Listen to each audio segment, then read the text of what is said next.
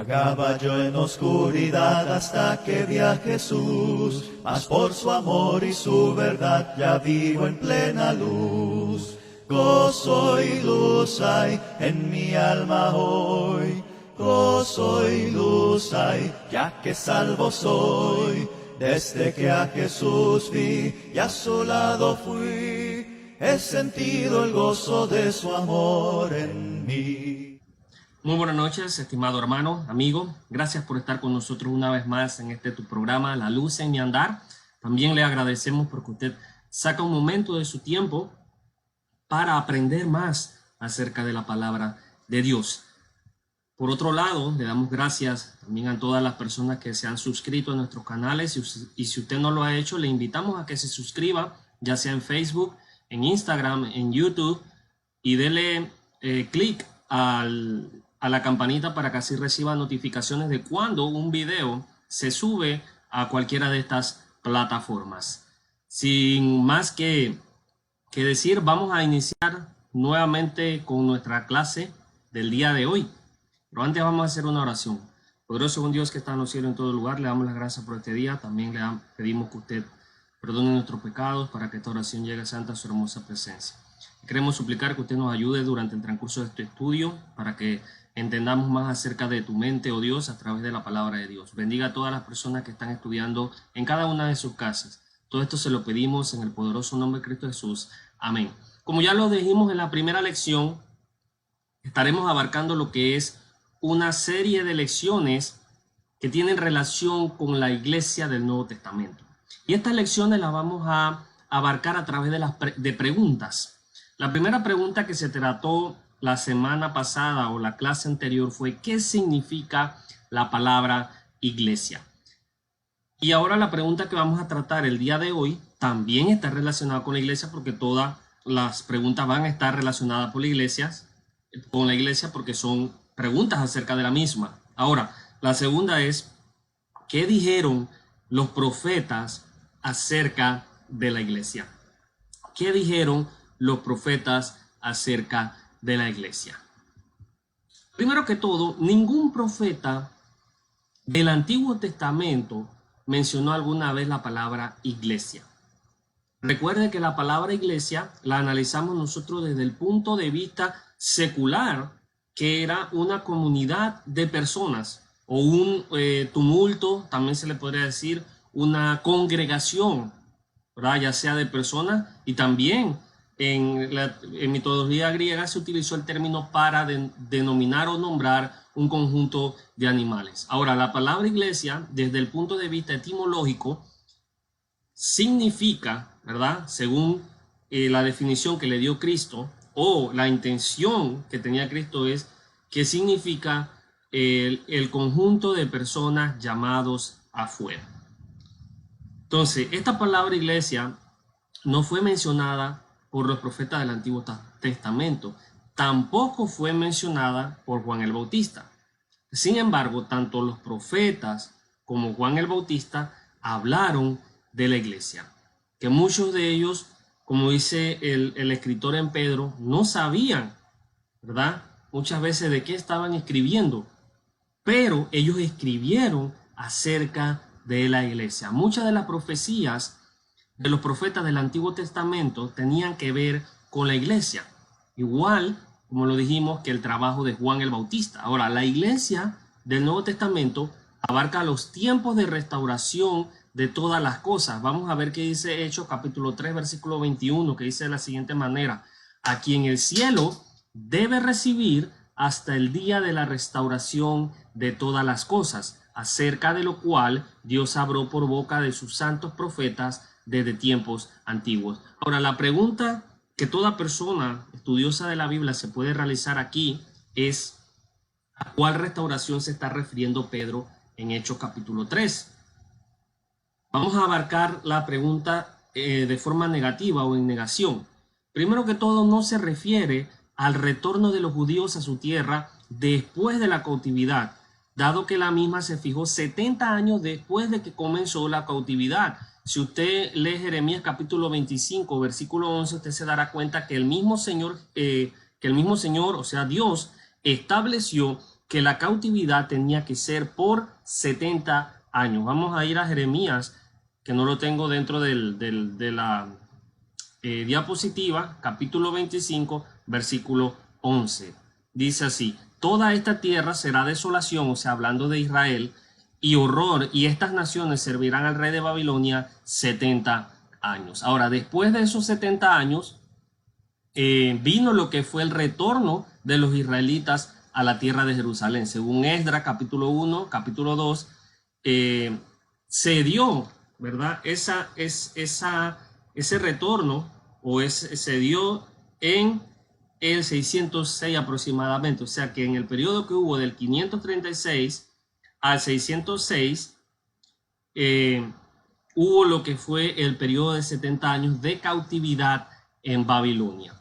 Tampoco el autor o el profeta está diciendo que la iglesia abarca el tiempo antes de la supuesta restauración, o sea, el tiempo antes de la restauración.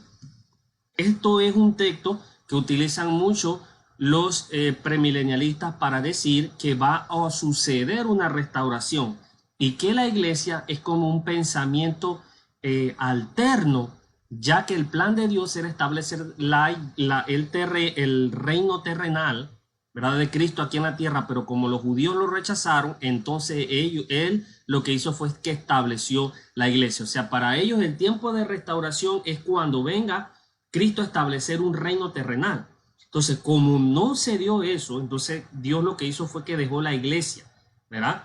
La iglesia la dejó como un tiempo antes de la restauración, pero eso es falso. ¿Por qué? Porque después, ¿verdad?, de que se acabe el mundo, o sea, después de que haya un juicio final, ya no van a haber, ya no va a haber restauración de cosas. ¿Por qué? Porque 1 Corintios capítulo 15, versículo 24, dice de la siguiente manera: entonces vendrá el fin, ¿verdad? Entonces vendrá el fin cuando entregue el reino al Dios y Padre, después que haya abolido todo dominio y toda autoridad y todo poder. El texto está hablando de Cristo. Ahora, cuando vamos a 2 de Pedro, capítulo 3, versículo 10 al 11, dice que ya no va a existir más restauración. ¿Por qué? Porque la tierra va a ser consumida. Dice que los elementos destruidos, los elementos ardiendo, serán destruidos. Entonces ya no va a existir restauración después de ese tiempo. Lo mismo dice Apocalipsis, capítulo 21, versículo 1 al 5.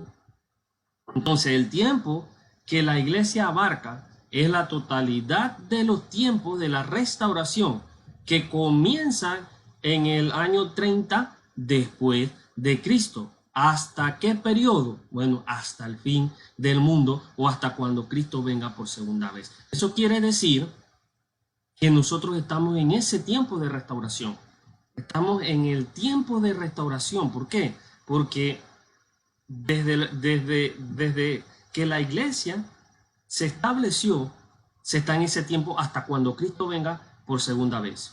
Y en el pasado, desde el 30, ¿verdad?, la restauración se empezó a dar y aún se sigue dando, porque ese es el propósito de la iglesia. Ahora, la obra de Jesús por medio de su iglesia es una obra de restauración, haciendo volver a los hombres de las tinieblas a la luz y de Satanás a Dios. Vamos a ver lo que dice Hechos capítulo 26, versículo 18. Hechos 26, 18, que nos habla acerca de esa obra.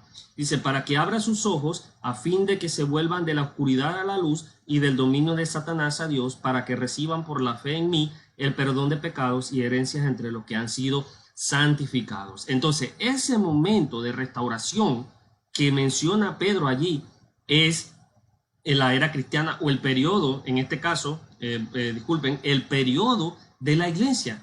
Eso es lo que se está hablando de la restauración. Ahora, la restauración que menciona Pedro no es física como la restauración que fue de Israel cuando los israelitas regresaron del cautiverio después de 70 años. No es la misma restauración, porque la restauración de Pedro es una restauración espiritual, distinta a la física. Entonces, esta restauración inicia cuando se predica el evangelio. Dice Romanos capítulo 1, versículo 16, porque dice: el evangelio es poder de Dios para salvación al judío primeramente y después al griego.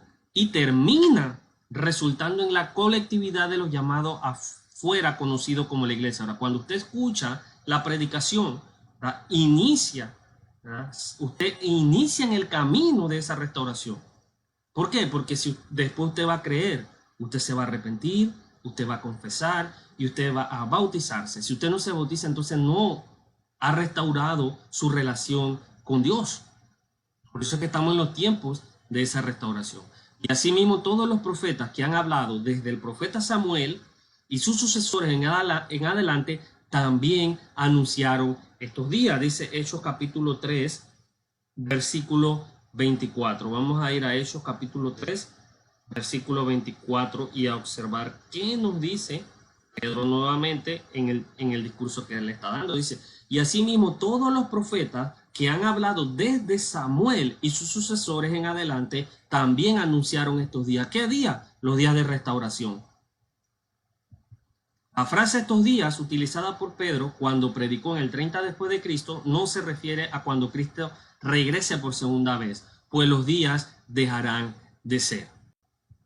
Las buenas nuevas de Pedro en el 30 después de Cristo es que todos los cristianos son hijos de los profetas y del pacto que Dios hizo con los padres. La promesa que Dios hizo a Abraham fue que en su simiente serían benditas todas las naciones de la tierra. Dice Hechos capítulo 3, versículo 25: vosotros sois los hijos de los profetas y del pacto que Dios hizo con nuestros padres, dice, diciendo a Abraham: en tu simiente serán benditas todas las familias de la tierra. Compare también Génesis capítulo 12, versículo 1. Ahora vamos a iniciar con las profecías del Génesis.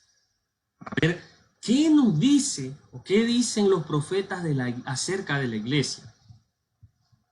El primer anuncio del evangelio. Vamos a iniciar o vamos a comenzar con lo que es el protoevangelio, o sea, el evangelio empezando, por lo que decimos así, o lo primordial. ¿Cuándo se habló acerca de una esperanza? El protoevangelio fue dado a conocer en el huerto del Edén. ¿Cuándo? Cuando en Génesis capítulo 3, versículo 15 se habla acerca de una maldición. Vamos a ir a Génesis capítulo 3, versículo 15, y dice de la siguiente manera, dice: y pondré enemistad entre ti y la mujer, o sea, hablando de la serpiente, y entre tu simiente y su simiente, él te herirá en la cabeza y tú lo herirás en el calcañar. Ahora, la simiente de la mujer, según Mateo capítulo 12, versículo 29, obtendría la victoria sobre la simiente de la serpiente, que esta última era Satanás. La simiente de la serpiente era Satanás. Hebreos capítulo 2, versículo 14 nos dice que este hecho de que la simiente de la mujer obtuviera la victoria sobre la simiente de Satanás se habla en Hebreos 2.14. Dice: así que por cuanto los hijos participan de carne y sangre, él igualmente participó también de lo mismo, para anular mediante la muerte el poder de aquel que tenía el poder de la muerte, es decir, el diablo. Y primera de Juan capítulo 3, versículo 8 nos dice que la simiente de la mujer obtuvo victoria sobre la simiente de la serpiente. Ahora, ¿cómo puedo alguno, o cómo dice Mateo 12, 29, para citar el texto, dice: porque ¿cómo puede alguno entrar en la casa del hombre fuerte y saquear sus bienes si primero no le ata? Hablando de Cristo atando a Cristo, de Cristo atando a Satanás, teniendo la victoria sobre Satanás, y entonces podrá saquear su casa. Y acá está Hebreos capítulo 2, versículo 14. Entonces, vemos el comienzo de las promesas. La primera promesa después de que el ser humano cae se da en Génesis capítulo 3, versículo 15 hacia adelante, ¿verdad? Que dice que se pondría una enemistad entre la simiente del hombre, de la mujer, y la simiente de la serpiente, pero la simiente de la serpiente, de la mujer, saldría victoriosa. Ahora vamos a ver las promesas que se hicieron a Abraham. Dice: entre los descendientes espirituales de la mujer, por medio de Set, evidentemente, y no por medio de Caín, Dios consideró llevar a cabo su propósito eterno a través de Abraham. Observen Génesis capítulo 12, versículo 1 al 3. Vamos a ver qué dice Génesis capítulo 12, ¿verdad? Que este texto ya lo hemos estudiado en algunas otras ocasiones. Dice así, disculpen. Y el Señor dijo a Abraham, dice, vete de tu tierra y entre tus parientes y de la casa de tu padre y a la tierra que yo te mostraré.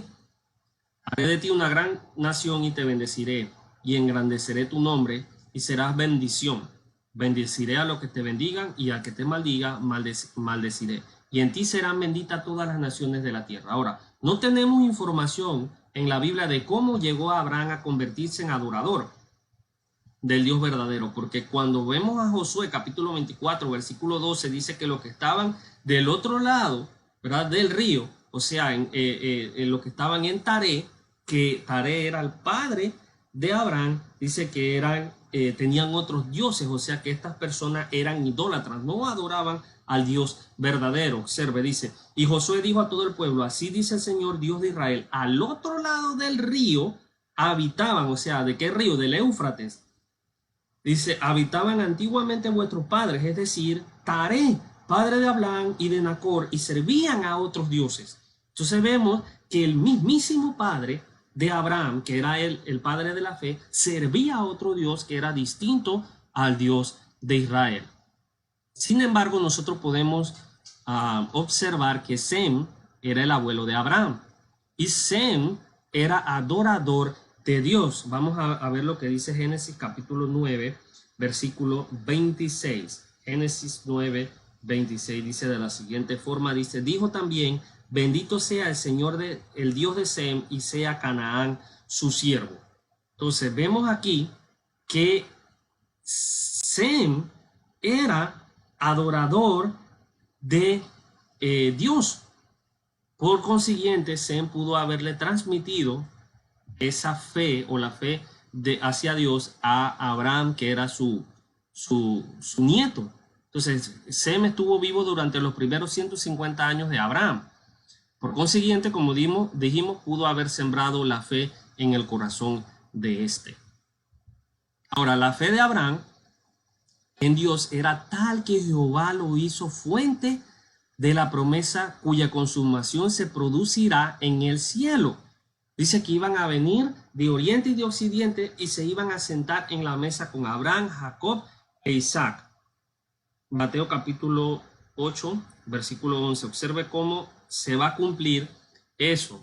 Dice así, y os digo que vendrán muchos de oriente y de occidente y se sentarán a la mesa con Abraham, con Isaac y con Jacob en el reino de los cielos. Dice así, por la simiente de Abraham, que sería Cristo, o sea, alrededor de 18 siglos, 1800 años después, todas las familias de la tierra habían de ser bendecidas. Dice, ahora bien, a Abraham fueron hechas las promesas y a su simiente. No dice, y a la simiente como hablando de muchas, sino como de uno, y a tu simiente, la cual es Cristo. Gálatas capítulo 3, versículo 16. Bendeciré a los que te bendijeren y a los que te maldijeren, maldeciré, y serán benditas en ti todas las familias de la tierra. Génesis capítulo 12, versículo 3. Hoy día, tanto los judíos como los no judíos que estén en Cristo son en sentido espiritual descendientes de Abraham, o sea, son simiente de Abraham y herederos según la promesa, dice Gálatas capítulo 3, versículo 29. Vamos a ver lo que dice Gálatas 3. Gálatas 3, 29. Y dice así, y si sois de Cristo, o sea, si estáis en Cristo, entonces sois descendencia de Abraham, herederos según la promesa. Entonces esa fue la promesa que se le había hecho a Abraham, que en él serían benditas todas las naciones de la tierra. Y ahorita en unos momentos más adelante vamos a observar cómo fue que se realizó o cómo fue que las naciones, que en él iban a ser benditas todas las naciones. Luego se le hace una promesa a Judá. Recuerde que Judá era uno de los bisnietos de Abraham. Llegaría él a ser un antepasado de Cristo. Judá llegaría a ser un antepasado de Cristo. Recuerden que los reyes de la nación de Israel tenían que venir de la tribu de Judá. Y Cristo vino de la tribu de Judá. En la profecía a Cristo se le llamó Silo.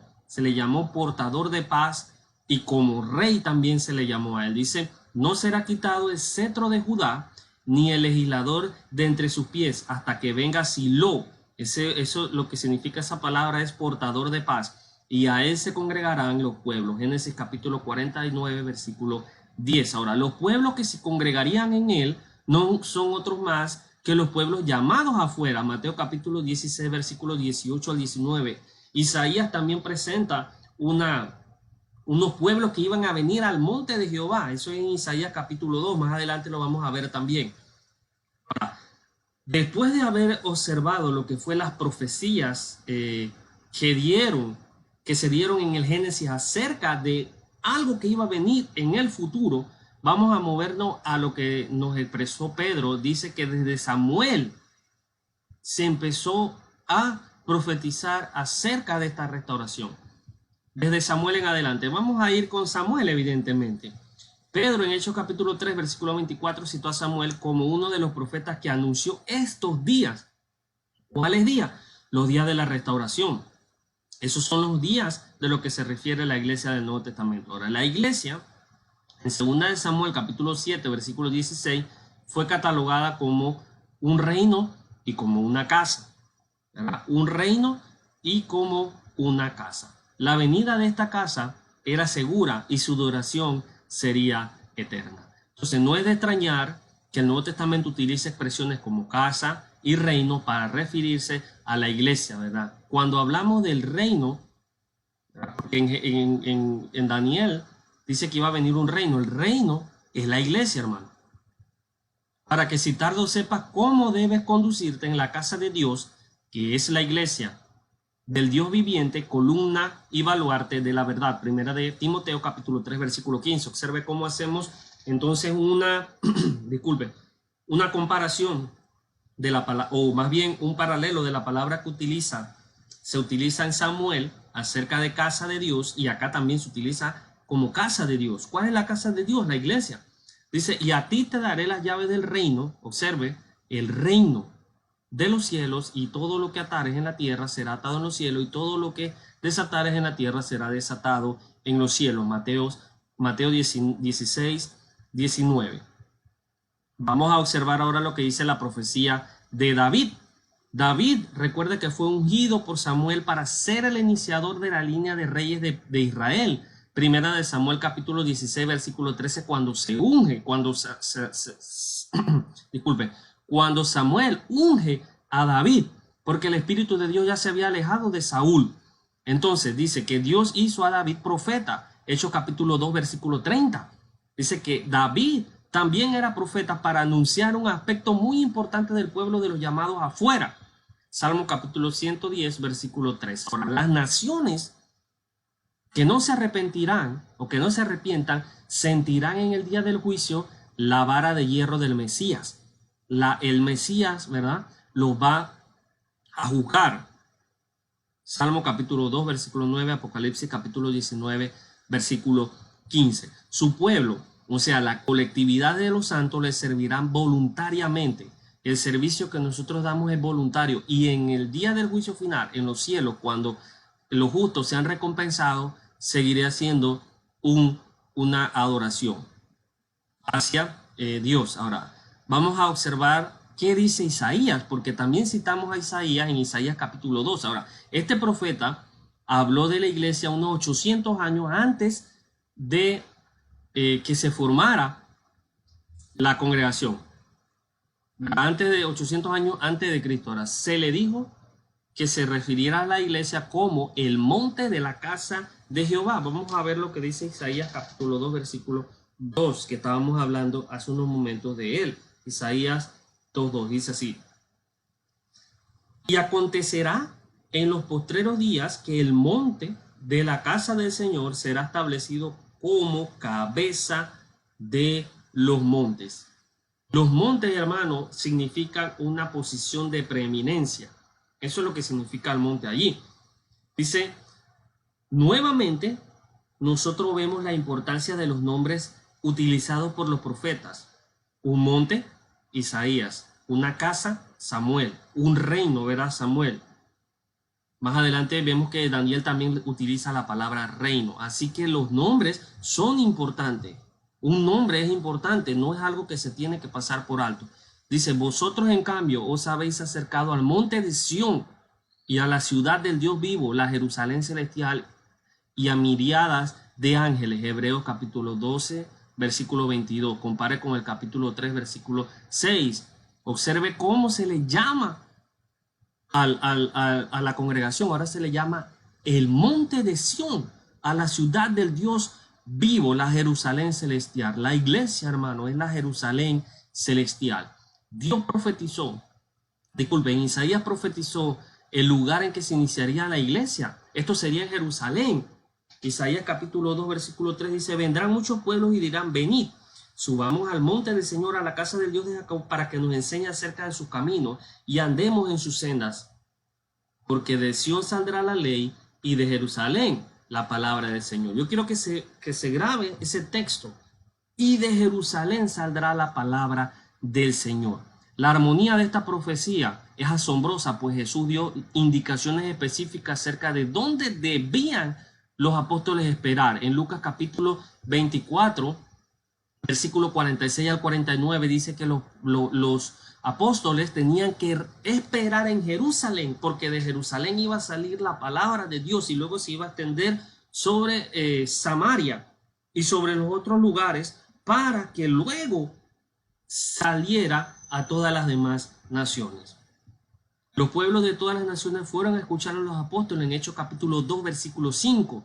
Vamos a ir a Hechos capítulo 2, versículo 5 y observar cómo habían pueblos de otras naciones, como profetizó Isaías. Dice Hechos 2, 5.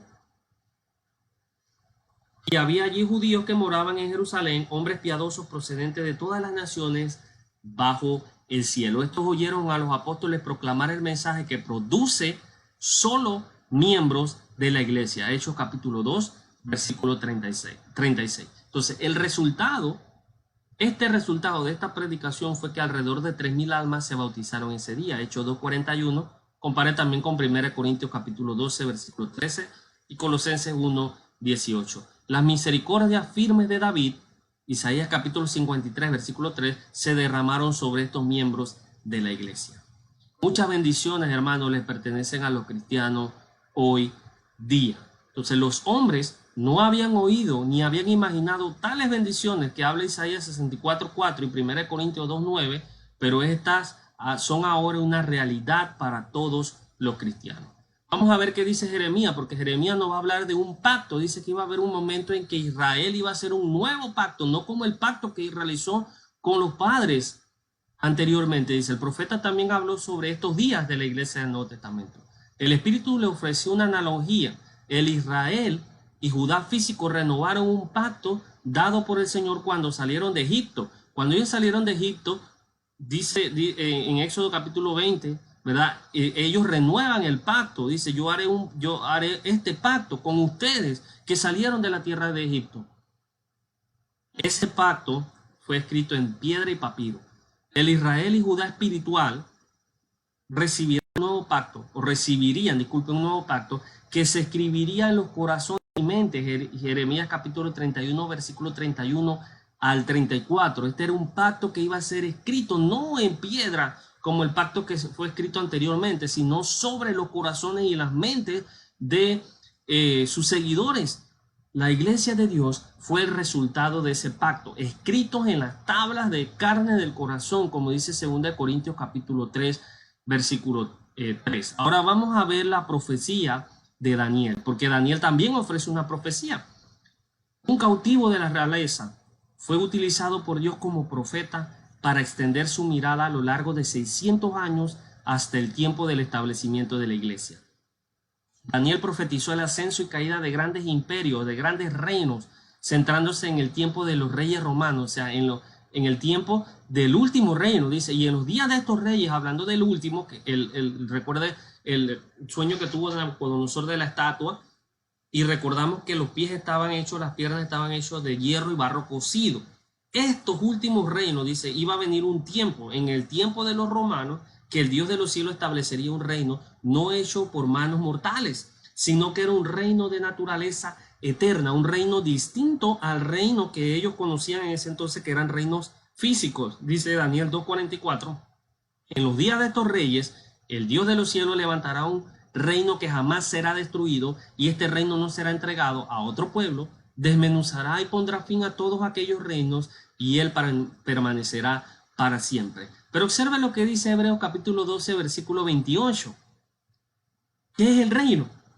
Vamos al Nuevo Testamento, dice, por lo cual, puesto que recibimos un reino que es inconmovible, o sea que ya lo recibimos, demostraremos gratitud mediante la cual ofrezcamos a Dios un servicio aceptable con temor y reverencia. Está hablando acerca de la adoración. Profecía de Juan el Bautista. Un poco antes del establecimiento de la iglesia, Dios levantó un profeta llamado Juan el Bautista. La misión del Bautista era preparar un pueblo al Señor. Lucas capítulo 1, versículo 17. Por medio de llamarlos al arrepentimiento. Recuerde que Juan el Bautista predicaba el bautismo del arrepentimiento, la fe en un Mesías venidero y la inmersión en agua. Mateo capítulo 3, versículo 2. Marcos capítulo 1, versículo 4. La iglesia, hermano, no existía en los tiempos de Juan el Bautista, dado que al mismo no se le dio el privilegio de entrar.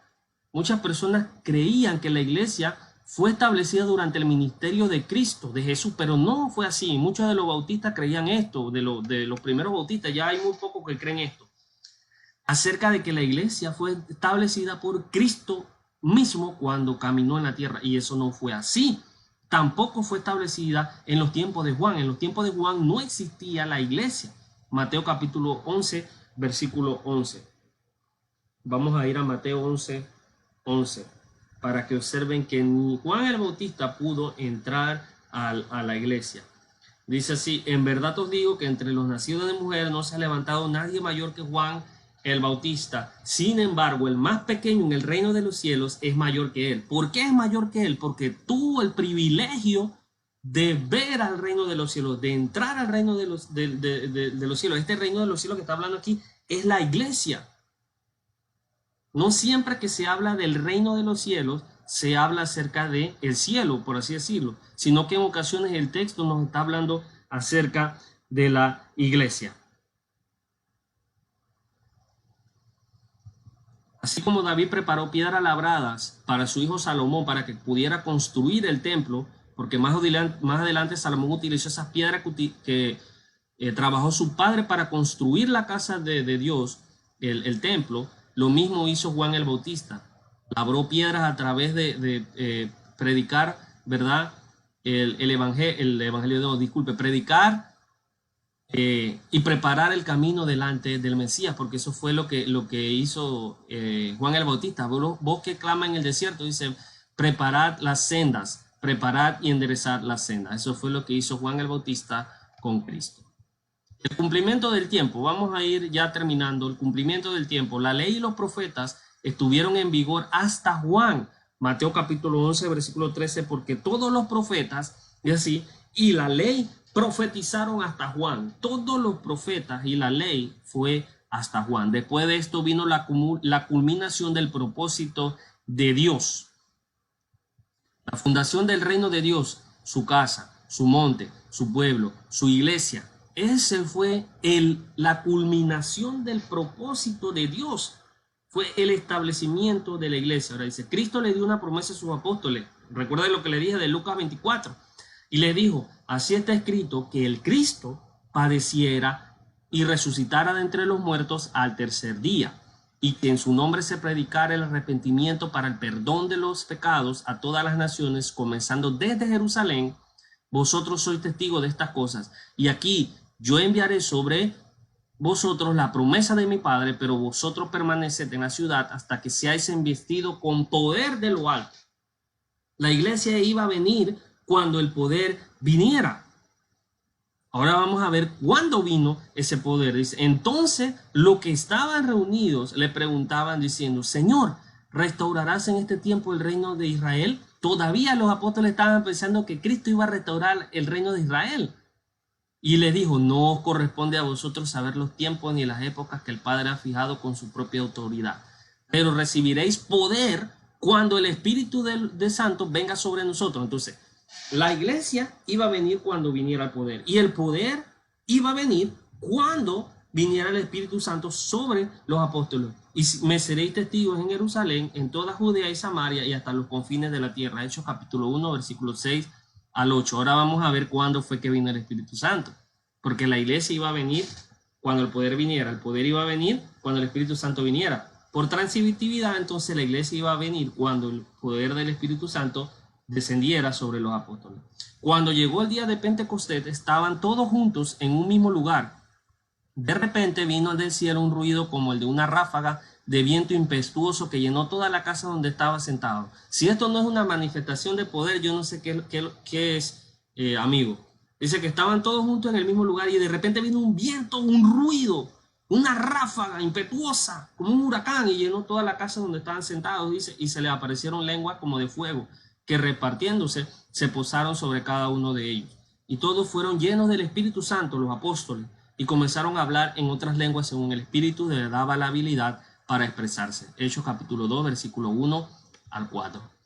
Dice Galatas 4:4, pero cuando vino el cumplimiento del tiempo, Dios envió a su Hijo, nacido de mujer y nacido bajo la ley, como la profecía establecía. La simiente de la mujer iba a vencer a la simiente de la serpiente. Que dice que según la multiforme sabiduría de Dios, dice, a fin de que la infinita sabiduría de Dios sea ahora dada a conocer por medio de la iglesia a los principados y potestades en las regiones celestiales, conforme al propósito eterno que llevó a cabo en Cristo Jesús, Señor nuestro. Este propósito, hermano, era eterno. No hubo ningún momento en el tiempo que la iglesia no existiera en la mente de Dios. Eso que la iglesia es un plan aparte, un plan B, ¿verdad? Un segundo plato. Eso no es correcto. Bíblicamente eso no es correcto, hermano. Las personas que creen en el premilenialismo, en el dispensacionalismo, están interpretando de manera incorrecta la palabra de Dios. ¿Por qué? Porque la iglesia no es un pensamiento secundario, hermano. Es el eterno propósito de Dios, la infinita sabiduría de Dios. Dice los ángeles, ¿qué es lo que está haciendo Dios? ¿Por qué está enviando profetas? ¿Por qué está dando profecías acerca de un reino que iba a venir? ¿Qué es lo que va a hacer Dios? Ya entendemos qué es lo que pasó. Iba a venir la iglesia. El eterno propósito de Dios fue siempre la iglesia. Conclusión ya para terminar, ¿verdad? Dice Romanos capítulo 11, versículo 34, pues ¿quién ha conocido la mente del Señor? ¿O quién llegó a ser su consejero? ¿Quién le dijo a Dios que tenía que hacer todo eso? Nadie. La eterna sabiduría, el eterno propósito de Dios fue crear a su pueblo, crear a su reino, crear a su iglesia. Cada profeta, comenzando por Samuel y continuando hasta Malaquías, presenta una visión especializada de la venida de la iglesia. Samuel lo compara con una casa, con un reino, y así sucesivamente siguen los demás profetas profetizando acerca de un reino que iba a venir, de la iglesia, de la casa de Dios que iba a venir, de los pueblos que iban a venir al monte de Dios a adorar. Vemos cómo se cumple en el Nuevo Testamento las profecías que se hicieron acerca de la iglesia. Fue la intención llena de gracia de Dios el ofrecer la salvación al hombre a través del cuerpo espiritual de Cristo. Ahora dígame usted, si la iglesia no existe, ¿verdad? ¿Cómo entonces se llega a cumplir la gran comisión? ¿Cómo entonces se va a presentar Cristo? Dice, va a rescatar a su esposa, a su iglesia, a fin de presentársela a sí mismo como una esposa pura, blanca, sin mancha, dice Efesios. Si la iglesia no fuera importante, entonces ¿cómo Cristo se va a presentar a sí mismo a su esposa? Cuando se dio el establecimiento de la iglesia el día de Pentecostés, en Hechos 2, esta fue la intención cumplida. ¿Cuál fue la intención cumplida? En Hechos 2, versículo 47, dice que el Señor añadía a los que iban de ser salvos a la iglesia. Entonces hay un lugar donde están las personas salvas, y alabando a Dios y hallando el favor con todo el pueblo, o sea, la congregación, la iglesia, porque ahí es la palabra eclesía, Y el Señor añadía cada día al número de ellos lo que iban siendo salvos.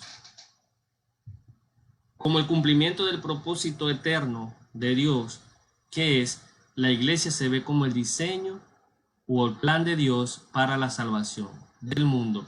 En tal caso, su importancia y permanencia se pudo ver a través de la clase del día de hoy, ¿verdad? A través de que fue profetizada desde Samuel, incluso mucho tiempo antes, ¿verdad? Que fue profetizada lo que fue la victoria de Cristo sobre Satanás, pero en lo que se refiere a los tiempos de renovación, o sea, la era del cristianismo, o la era de la iglesia, disculpen, es desde Samuel, ¿verdad? Hasta estos días, dice Pedro.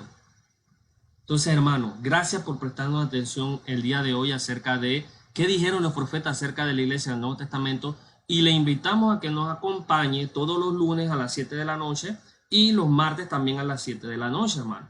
Y visita, gracias por su atención, y lo espero en la siguiente clase de la serie Preguntas acerca de la iglesia del Nuevo Testamento. Que tenga una excelente noche o tarde, dependiendo a qué hora nos esté viendo. Que Dios le bendiga y nos vemos en la siguiente clase.